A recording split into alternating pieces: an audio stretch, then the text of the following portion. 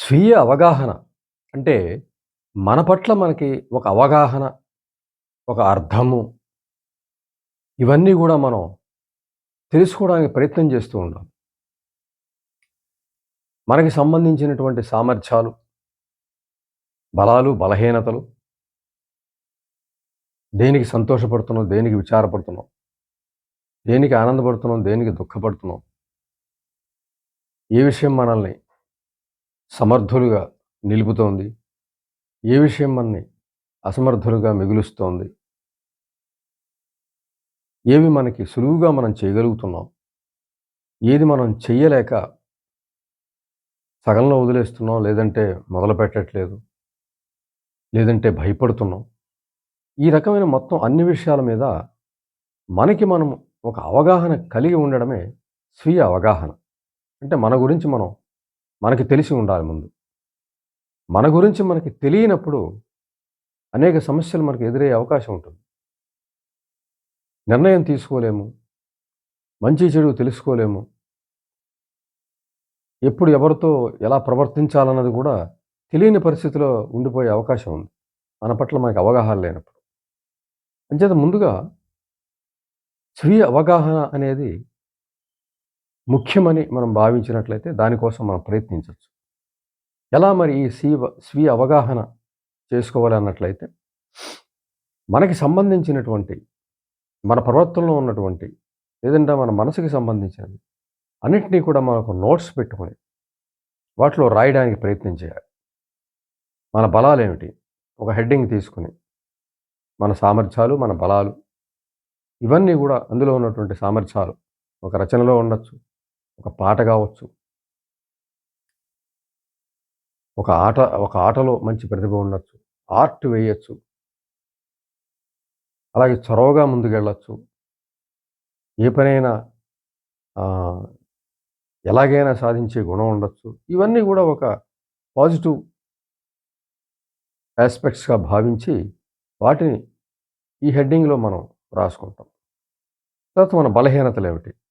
ఇవన్నీ కూడా మనం గతంలో ఒక అనుభవాన్ని మనం తీసుకొని, మనం ఒక పరిశోధన చేసినట్లయితే మన జీవితానికి సంబంధించి, గత జీవితానికి సంబంధించి, మనం ఓడిపోయిన చోటు, లేదంటే మనం బాధపడ్డ చోటు, మనం ఏమీ చేయలేకపోయిన పరిస్థితి, ఇవన్నీ కూడా మనం ఈ బలహీనతల కింద మనం ఒక నోట్స్‌లో ఇది తయారు చేసుకోవాలి. అంటే మన బలాలు, మన బలహీనతలు ఒక నోట్స్‌లో తయారు చేసుకుంటాం.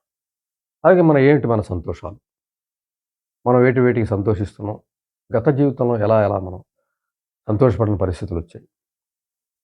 అలాగే మన బాధపెట్టిన సన్నివేశాలేంటి, సంతోషం రాసుకున్నట్టుగానే ఎక్కడ విచారపడ్డాం, ఏ విషయాలు మనం విచారపెట్టాయి. ఈ రకమైనటువంటి ఇదంతా కూడా ఒక సెల్ఫ్ నోట్స్ అనమాట. మనకి సంబంధించినటువంటి మనలో ఉన్నటువంటి బలాలు, బలహీనతలు వీటన్నిటికి సంబంధించి ఒక నోట్స్, కంప్లీట్ అవగాహన. ఒక రకంగా చెప్పాలి అన్నట్లయితే ఒక ఆత్మకథ లాంటిది అనుకోవాలి. ఒక ఆటోబయోగ్రఫీ లాగా. మనకి సంబంధించిన అన్ని విషయాలు కూడా అందులో మనం, అంటే మన గురించి మనం ఎవరికైనా చెప్పదలుచుకుందాం అనుకుంటే ఏం చెప్తాము? అది మనం ఒక పుస్తకంలో, ఒక నోట్స్‌లో మనం రాసుకున్నట్లయితే మనకి సంబంధించిన ఒక అవగాహనొస్తుంది. మనకు మనం అర్థమయ్యే పరిస్థితొస్తుంది. ఎక్కడైనా ఒక నిర్ణయం చేయాల్సి వచ్చినా, మన అభిప్రాయం చెప్పాల్సి వచ్చినా, మన ఉద్దేశాన్ని మనం తెలియజేయాల్సి వచ్చినా, ఒకవేళ ఏదైనా పరిస్థితిని మనం వ్యతిరేకించాల్సిన పరిస్థితి వచ్చినా, మన గురించి ఎప్పుడైతే మనకి పూర్తి అవగాహన ఉంటుందో, అప్పుడు ఇది మనకి సరిపడుతుంది, లేదా ఈ నిర్ణయం మనకి సరిపడదు. ఈ రకమైనటువంటి ఒక అర్థము, అవగాహన మనకొచ్చే అవకాశం ఉంటుంది. అప్పుడు జీవితంలో అనేక ఆహ్, ఆహ్, ప్రమాదాలంటే మానసికమైనటువంటి ఆహ్, ఇష్టం లేని పనులు చేయకుండా ఉండడానికి, మన మీద ఎవరు గూడా మనకిష్టం లేని పనులు రుద్దడానికి అవకాశం ఉండదు. అది స్వీయ అవగాహనతో ఉన్నటువంటి వ్యక్తికి అతనికి ఇష్టం లేకుండా ఎవరు ఏ పని అతని మీద చేయలేని పరిస్థితి ఉంటుంది. అతని ఉద్దేశానికి ఎవరు కూడా వ్యతిరేకంగా చేసే పరిస్థితి ఉండదు. ఒకవేళ స్వీయ అవగాహన లేని వ్యక్తి విషయంలో తను ఏం చదవాలి అని తెలియనటువంటి వ్యక్తి ఏం చెయ్యాలి, ఏం చదవాలి అన్నటువంటి పరిస్థితి వచ్చినట్లయితే ఒక విద్యార్థికి, తనకు అవగాహన ఉన్నట్లయితే ఎవరు కూడా తన మీద ఫోర్స్ చేయలేని పరిస్థితి ఉంటుంది. నేను ఈ చదవగలుగుతాను. నా సామర్థ్యాలు దీనికి సరిపోతాయి. లేదంటే నా డిజైర్ దీనికి సంబంధించి ఉన్నది. నా ఇష్టం దీనికి సంబంధించి ఉన్నది అని ఖచ్చితమైనటువంటి ఒక అవగాహన ఉన్నట్లయితే ఎవరు కూడా ఇదే చదవాలని చెప్పినప్పుడు తెలిసి తెలియకుండా అందులోకి వెళ్ళి ఆ చదువులో ఫెయిల్ అవ్వడం ఇటువంటి పరిస్థితి ఉండదు. చదువు విషయంలో అయితే. లేదా ఇతర ఆటలు గాని, పాటలు ఏ విషయమైనా సరే. ఒక స్వీయ అవగాహన ఉన్న వ్యక్తిని తన పట్ల తను ఖచ్చితమైన అభిప్రాయాలతో ఉన్నటువంటి వ్యక్తిని, తన గురించి తనకు తెలిసినటువంటి వ్యక్తిని ఎవరు కూడా ఏమార్చలేరు. లేదంటే తమ ఇష్టాన్ని అతని మీద రుద్దలేరు. అలాగే ఉద్యోగ విషయంలో పలానా ఉద్యోగం చేయాలని అతను నిర్ణయం తీసుకున్నప్పుడు ఖచ్చితమైనటువంటి స్వీయ అవగాహనతో ఆ ఉద్యోగం వైపుగా ప్రయత్నించే అవకాశం ఉంటుంది. దొరికిందేదో చేద్దామనో, లేదంటే మనకి త్వరగా ఏదో ఒక ఉద్యోగం చూసి ఎందులో దాంట్లో ఉందామనో ఇటువంటి అభిప్రాయాలు లొంగే పరిస్థితి ఉండదు. అంటే బాహ్యం నుంచి వచ్చేటువంటి ఒత్తిడులకు ఎటువంటి పరిస్థితులు లొంగే అవకాశం ఉండదు. తను ఎంచుకున్న మార్గం ఖచ్చితంగా ఒక అవగాహనతో ఉన్నటువంటి వ్యక్తికి తను పెట్టుకున్న లక్ష్యం సాధించే అవకాశం ఉంటుంది స్వీయ అవగాహన ద్వారా. అలాగే ఉద్యోగ విషయంలో ఆ విధంగా తన కోరిక విధంగా ముందుకెళ్ళొచ్చు, సాధించొచ్చు. తన సామర్థ్యాలు కూడా అవగాహన ఉంటుంది కాబట్టి దానికి సంబంధించిన పరిస్థితుల్లో ముందుకెళ్ళే అవకాశం ఉంటుంది. కోరుకున్న ఉద్యోగాన్ని పొందే అవకాశం ఉంటుంది. అలాగే వివాహ విషయంలో కూడా ఒక తెలియని తనం లేదంటే ఒక అవగాహన లేని తనం ఉన్నట్లయితే ఇతరుల నిర్ణయానికి బలయ్యే పరిస్థితి కూడా ఉంటుంది.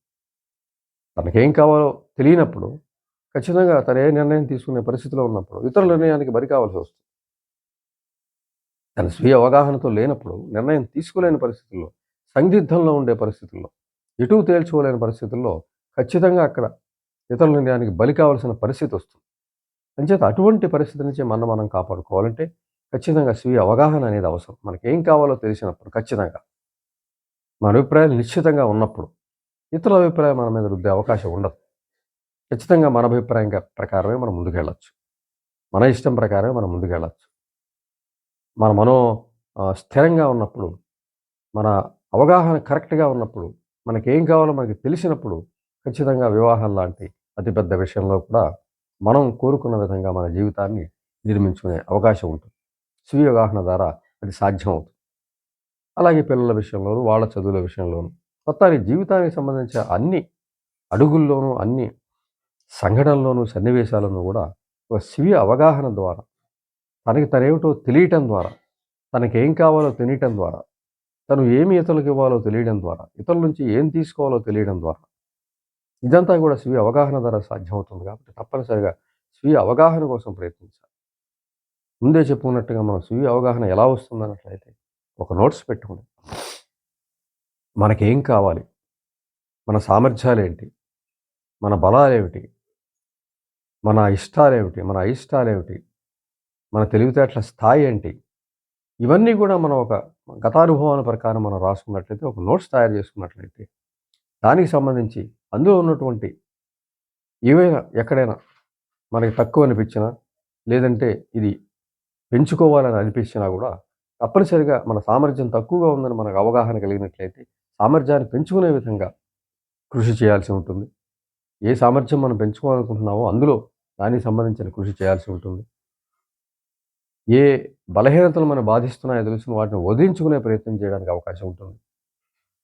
అలాగే ఏ ప్రతిభ మనలో ఉంది, దాన్ని నెగ్లెక్ట్ చేస్తున్నామో అన్నట్లయితే ఆ ప్రతిభని ముందుకు తీసుకెళ్ళే అవకాశం ఉంటుంది. వాళ్ళ జ్ఞానం తక్కువగా ఉన్నట్లయితే దానికి సంబంధించి ఏం చేయాలన్నది చూసుకునే జ్ఞానాన్ని పెంచుకునే విధానం ఉంటుంది. అంచేత మన పట్ల మనకి ఒక అవగాహన ఉన్నట్లయితే, మన బలాలు, బలహీనతలు తెలిసినట్లయితే, బలహీనతలు జయించడానికి ఒక రోడ్ వే వేసుకుని అందులో మనకి సంబంధించిన బలాలు పెంచుకుంటూ ముందుకెళ్ళొచ్చు. అలాగే ఎవరి నిర్ణయానికి బలయ్యే అవకాశం ఉండదు. ఎంచేతంటే ఖచ్చితమైన అవగాహన మనకున్నప్పుడు ఇతరుల నిర్ణయానికి బలయ్యే అవకాశం ఉండదు కాబట్టి, ఖచ్చితంగా మనకి ఏం కావాలో అది పొందగలుగుతాం. ఏం కావాలో అది చేసుకోవడానికి ప్రయత్నం చేయగలుగుతాం. ఒక అవగాహన ఉన్నప్పుడు మాత్రమే అది సాధ్యమవుతుంది.